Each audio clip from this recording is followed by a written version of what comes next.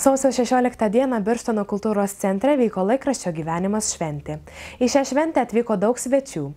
Europarlamentarė Vilija Blinkevičiūtė, Seimo nariai ir miestų merai, kurie sveikino laikraštį, ir jo redaktorė Ramutė Šimukauskaitė su švente ir linkėjo geriausios kloties ateityje. Kokie laikraščiai Gyvenimas buvo 2014 metai? 2014 metai laikraščiai buvo, manyčiau, visai geri. Mes išlaikėm stabilų tiražą, buvom laimėję keletą projektų, padidėjo mūsų kolektyvas, taip kad metai buvo geri. O keliais žmonėms padidėjo kolektyvas ir dabar darbas yra našesnis? Kolektyvas prie mūsų kolektyvo prisijungė, tiksliau sugrįžo Angelė Bajorienė, dabar yra direktorės pavaduotoja komunikacijai ir veiklos plėtrai. Ji yra prieš 14 metų dirbusi redakcijoje, atsakinga sekretorė, taip kad žino darbą ir sugrįžo į savo kolektyvą. Dar turim daugiau bendradarbių, kurie bendradarbiauja laikraštį, taip kad mūsų gretos didėja. Ar pasidalinate skaitytojais ir su kitais rajono laikraščiais? Ne, tai kiekvienas laikraštis turbūt turi savo skaitytoją, jie auginasi ir šitą, manau, kad mes labai, nėra tokios negražios konkurencijos, kad tiesiog, o yra daug žmonių, kurie skaito ir vieną, ir kitą, ir trečią laikraštį. Kaip keisis laikraštis 2015 metais? Mes manom, kaip ir kiekvienais metais, stovėti vietoje negalima, atsiras ir naujos rubrikos, ir naujos temos, prisideda puslapių, šeštadieniais laikraštis bus didesnis, vienas spaudos lankas, 4 puslapiai prisideda. Gal galite atskleisti paslaptį, kokios bus tos naujos temos ir rubrikos? Naujos jau, kai kurios jau pasirodė prieš Kalėdas, tai ir seniorų svetainė, verslo pastogė, kultūrinės. Mes vėl laimėjom Spaudos radijos televizijos rėmimo fonde paramą kultūriniam šviečiamiesiems puslapiams, taip kad mūsų krašto šviesa metų kloduose bus dar didesnis ir manau, turiningesnis. O gal labiau publikuosite savo laikraštį ir internete? Taip, mes darom, stengiamės, kadangi žinom, kad internetą skaito daugiau jaunesnis skaitytojas ir internete daryti puslapius skirtus daugiau sportui, jaunimui, mokyklų gyvenimui. Kaip manote, ar bus šie metai sėkmingesni negu praeitie? Tikimės, aišku, visada galvojam, kad bus geriau. Grįžote į savo senąjį darbą. Kaip jūs pasitiko kolektyvas? Labai puikiai ir maloniai, juk žinot, kad jeigu aš būčiau aš negrįžus, jeigu jie nebūtų norėję manęs priimti, taip pat nebūtų priėmę. Labai geroje atmosferoje esame. Ar pasikeitęs yra pats laikraštis kažkaip? Manau, kad taip, laikmetis privertė keistis ir iš vis ačiū buvusiam kolektyvui, kad jie apskritai išlaikė šiandienos konkurencijoje ir kovoje. O dabar tam ir einam, grįžtam, kad dar keistume, dar stiprintume. O kaip vertinate redaktorę? Puikiai, mes abi iš vieno kaimo juk ir norime šviesti savo rajoną, kraštą ir kuo daugiau idėjų, kuo daugiau galvų, tuo daugiau darbų nudirbsime žmonėms. Kokia jūsų nuomonė yra apie laikraštį Gyvenimas? Puikus laikraštis. Gal šiek tiek daugiau reiktų rašyti apie jaunimą, apie verslą ir apie teigiamus dalykus. Gal šisą laiką kritiškai vertinu, noriu tam, kad žmonės tobulėtų. Su istorija ilgai negyvensim. Reikia žiūrėti į ateitį. Tai ateitis, reikia formuoti žmonių nuomonę apie ateitį. Man atrodo, to palinkėčiau. Jūs kaip kolega, kaip vertinate laikraštį Gyvenimas? Iš tiesų, laikraštį Gyvenimą galime vertinti būti vienareikšmiai.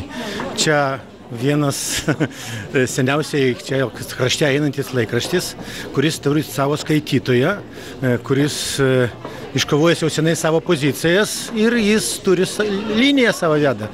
Ką galim pasakyti? Taip kaip yra? Ar nejaučiate kažkokios konkurencijos tarp šito laikraščio ir jūsų? Iš tiesų konkurencijos mes negalim būti konkurentais rimtam leidiniui. Užtat mes turbūt daugiau perėjom į internetinę erdvę. Jie leidžia didelių tiražų laikraštį, skaitysim popierinį variantą, o mes einame į internetą. O kokia jūsų nuomonė yra apie pačią redaktorę? Turbūt jeigu geras tokį leidinį sugeba žmogus, kad jis investi į priekį ir jau ilgą laiką išlikti rinkoje kad eisim tarp lyderių, tai turbūt žmogus labai geras. O ko galėtumėt palinkėti šiam laikraščiui ir tuo pačiu redaktoriai 2015 metų progą? Aš manyčiau, kad jie turi išlikti turbūt savimi, galbūt dar daugiau akcentuoti savo kokį tai veidą, ir gerų skaitytojų, daug skaitytojų. Pagal tradiciją buvo įsteigta daug nominacijų, iš kurių paminėsime 3 svarbiausias. Prienų rajono savivaldybės 2014 metų žmogumi išrinkta Prienų ligoninės gydytoja neurologė Rasa Stankevičiūtė. Prienų rajono savivaldybės 2014 metų žmogumi jūsų balsais išrinkta Prienų ligoninės gydytoja neurologė Rasa Stankevičiūtė.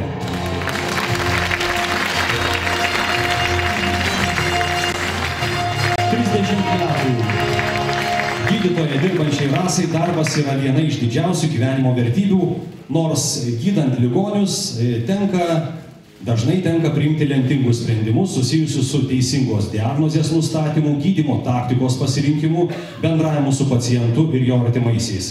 Jai labai svarbios žmogiškosios vertybės, todėl savo gyvenimo ji nesieja su karjera ar politika.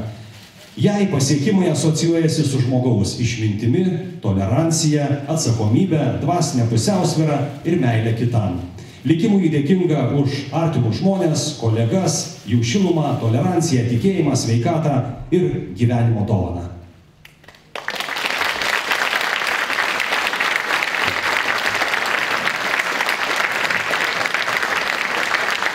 Birštono metų žmogumi išrinktas buvęs Birštono girininkijos girininkas, šiuo metu Prienų miškų urėdijos vyriausiasis miškininkas Tadas Zubavičius. Birštoniečiai aktyviausiai balsavo už tai, kad 2014 metų žmogumi būtų išrinktas buvęs Birštono girininkijos girininkas, šiuo metu Prienų miškų urėdijos vyriausiasis miškininkas Tadas Zubavičius. Zubavičių atstovas Tadas baigęs Lietuvos žemės ūkio akademijos miškų fakultetą. Jau 22 metus rūpinasi mūsų krašto miškais, už profesionalumą jį gerai vertina miškų urėdijos vadovai.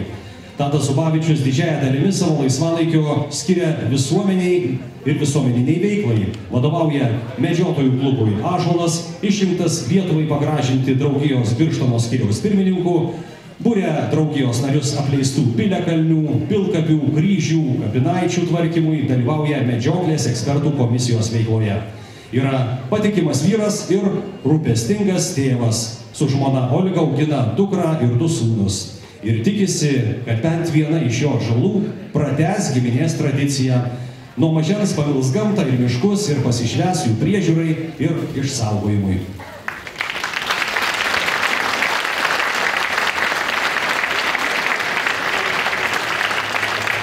Gerbiamas Tadai, nors dirbate dabar Prienuose, bet esat birštonietis. Birštone daugiau apie 50% yra miškų, reiškia darbo nestiks nei Prienuose, nei Birštone. Sveikinam, džiaugiamės tokiais šauniais darbuotojais. Dar porą žodžių Tadui. Kadangi Tadas dabar jau tapo ir prieniečių, aš manau, kad kaip jisai puoselėjo Birštono miškus, taip jis prižiūrės ir Prienų gamtą. Tadai, sveikiname.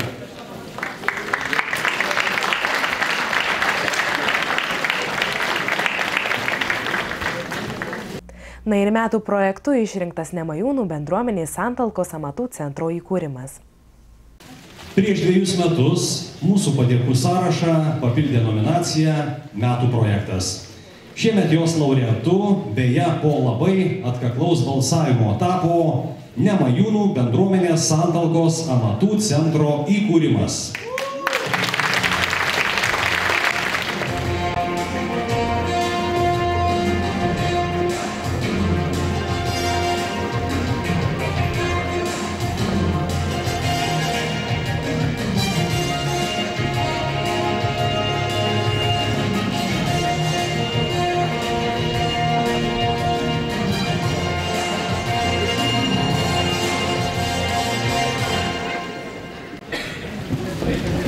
Labai dėkojam gyvenimo redakcijai už apdovanojimą Ir norim padėkoti visą bendruomenį, norim padėkoti visiems žmonėms, kurie prisidėjote, kurie palaikėte mūsų projektą, ypač mūsų krašto žmonėms.